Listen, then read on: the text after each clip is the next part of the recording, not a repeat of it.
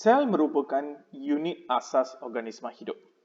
Sesetengah organisma, seperti haiwan dan tumbuh-tumbuhan, terdiri daripada berjuta-juta unit asas yang dipanggil sel.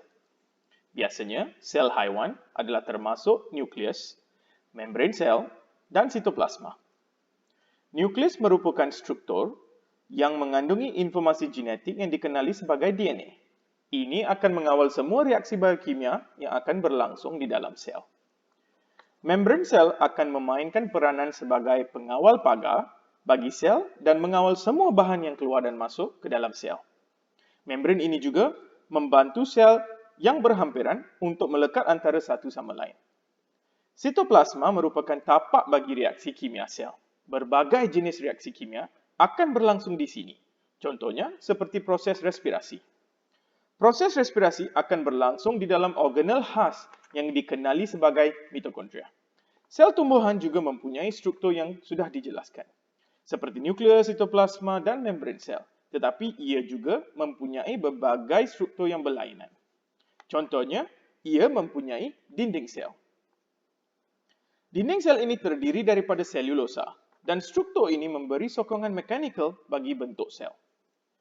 Sel tumbuhan juga mempunyai kloroplas yang mengandungi pigmen klorofil yang membantu menyerap cahaya matahari untuk proses fotosintesis. Klorofil juga bertanggungjawab bagi warna hijau tumbuh-tumbuhan. Sel tumbuhan juga mempunyai struktur yang dikenali sebagai vakul.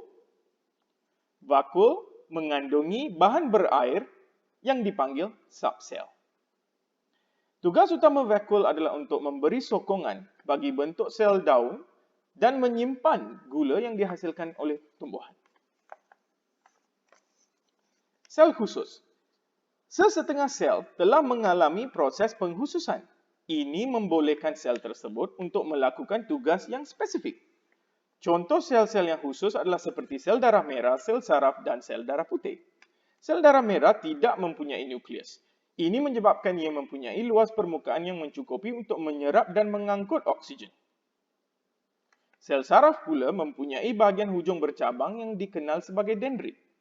Unjuran sel ini mampu berkomunikasi dengan sel saraf yang lain. Kamu juga mampu melihat betapa panjangnya akson sel di mana impuls elektrik dapat berlalu. Sel terakhir adalah sel darah putih yang mampu melawan jangkitan patogen. Sel-sel ini dapat dikenal pasti melalui nukleus berlobus. Sel ini mempunyai sitoplasma yang agak fleksibel dan mampu menelan patogen melalui proses fagositosis. Sesetengah sel darah putih mempunyai kebolehan untuk menghasilkan antibodi yang mampu melawan jangkitan patogen.